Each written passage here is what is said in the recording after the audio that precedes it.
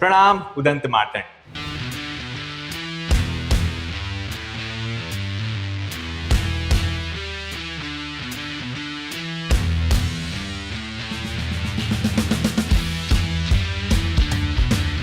तो सुंदरम हमारे साथ मौजूद है एमसी दर्शन की टीम से।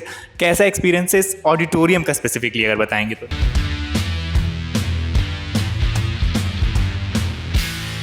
कैसा लग रही है? बहुत अच्छा लग रही है।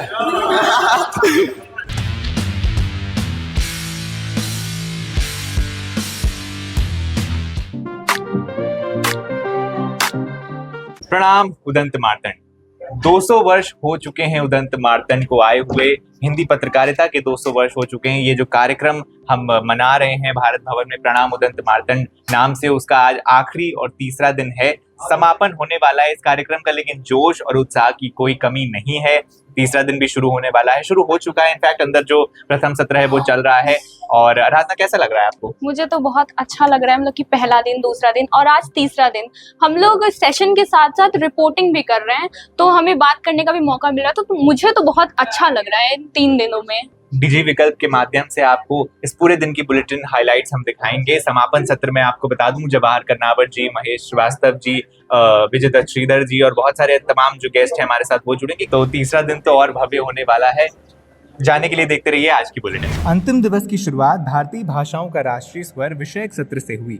इस अवसर पर प्रोफेसर कृपाशंकर चौबे, जयंती रंगनाथन, शैलेश पांडे और हर्षवर्धन त्रिपाठी ने भारतीय भाषाओं की समृद्ध परंपरा, सांस्कृतिक चेतना और राष्ट्रीय एकता में उनकी भूमिका पर अपने विचार रखे। वक्ताओं ने कहा कि भारतीय भाषाएं केवल संवाद का माध्यम नहीं बल्कि देश की आत्मा है। मैम, अगर आज के दौर में जहाँ पे एआई इतनी रेलेवेंट है और शॉर्ट वीडियो फॉर्म्स में काफ़ी ज़्यादा कंटेंट अवेलेबल है, तो हम रीडिंग हैबिट्स को कैसे बचा के रख सकते हैं? एक बहुत अच्छी आपको मैं बात बताऊं, मैंने अभी एक स्टोरी की थी। रीडिंग हैबिट बढ़ रही है युवाओं में। युवा जो है वापस हिंदी में पढ़ने की तरफ बढ़ रहा है। करीब करीब 17% पिछले 3-4 सालों में उछाल आया है। और ये इसलिए आया है क्योंकि एक तो हिंदी में अब लोगों की क्रय शक्ति थोड़ी बढ़ गई है और 200-250 रुपए में उपन्यास खरीद पा रहे हैं।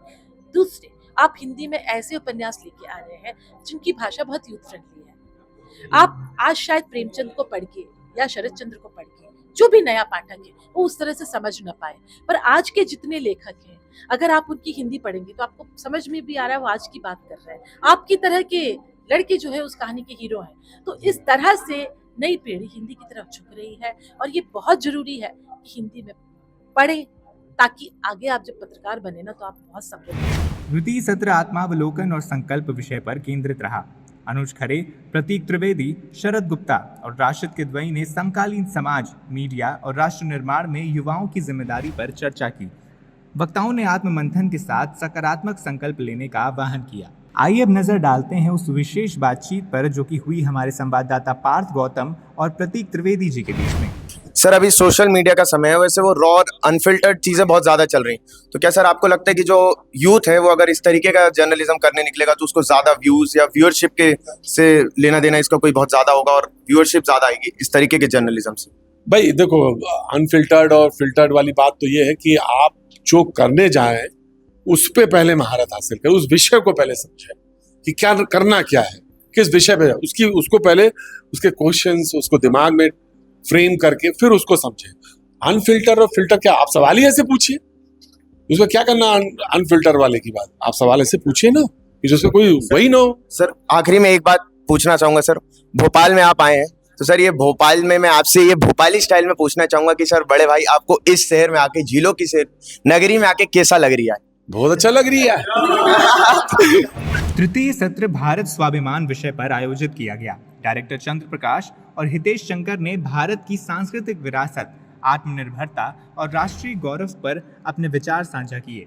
वक्ताओं ने युवाओं से भारतीय मूल्यों को अपनाकर राष्ट्र निर्माण में सक्रिय भागीदारी निभाने की अपील की। तो सुंदरम हमारे साथ मौजूद है एमसी दर्शन की टीम से।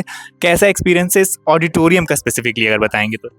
बहुत अच्छा एक्सपीरियंस है। जैसे कि माखनलाल में भी हम लोग बुलेटिन बनाते आए हैं, पर हम लोग का वहाँ पे मंथली बुलेटिन रहेगा या कोई स्पेशल पैकेज पे रहता था, पर यहाँ पे 3 दिवसीय कार्यक्रम था और यहाँ पे हमने डेली बुलेटिन बनाने का काम किया है। मतलब डेली जो गतिविधि चल रही है उनके 5 बजे तक हम बुलेटिन देने का प्रयास कर रहे हैं। तो 2 दिनों से हमने निरंतर काम किया है इस पे और आज तीसरा दिन है, अच्छे से स्मूथली काम चल रहा है। बाकी यहाँ की बात की जाए तो यहाँ बहुत अच्छी चीज़ें हो रही हैं, जैसे देखा जाए प्रदर्शनी भी लगी हुई है, फिर उसके बाद मतलब अच्छे सेशंस हो रहे हैं और मज़ा आ रहा है काम करने में। समापन सत्र में विजय दत्त श्रीधर, डॉक्टर प्रकाश हिंदुस्तानी और डॉक्टर जवाहर कर्नावट ने कार्यक्रम को संबोधित किया।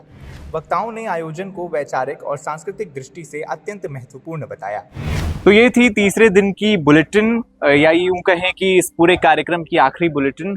लेकिन सिर्फ बुलेटिन खत्म हुई है, ये सफर खत्म नहीं हुआ है। हिंदी पत्रकारिता जैसे 200 साल तक चलती रही, आगे अनगिनत सालों तक चलती रहेगी। क्या संक्षिप्त में एक रिव्यू रहा इस कार्यक्रम का? मैं इसका रिव्यू संक्षिप्त में अगर दूं तो कार्यक्रम बहुत अच्छा था, बहुत इंफॉर्मेटिव था हम लोग के लिए। मतलब आज के जो जनरेशन के बच्चे हैं उन्होंने जो प्रश्न किए, यहाँ पे जो गेस्ट आए थे वो बहुत ही अच्छे थे, उनको बहुत अच्छे लगे। तो ओवरऑल मैं यही कहना चाहूँगी, कार्यक्रम बहुत अच्छा था और आज की जनरेशन के लिए ऐसे कार्यक्रम होने चाहिए ताकि हमें सीखने के लिए और अपने से जो बड़े हैं उनसे बात करने का भी मौका मिल सके। ऐसे और से तमाम जो भी कार्यक्रम होंगे उनकी कवरेज आप लाइव देखेंगे डिजी विकल्प के चैनल पर। पत्रकारिता विभाग का जो चैनल है माखनलाल चतुर्वेदी राष्ट्रीय पत्रकारिता एवं संचार विश्वविद्यालय का, फॉलो कीजिए, सब्सक्राइब कीजिए डिजी विकल्प को। मैं हूं अभिराज मिश्रा, मैं हूँ आराधना मौर्य, कैमरा के पीछे ओम सारस्वत। धन्यवाद।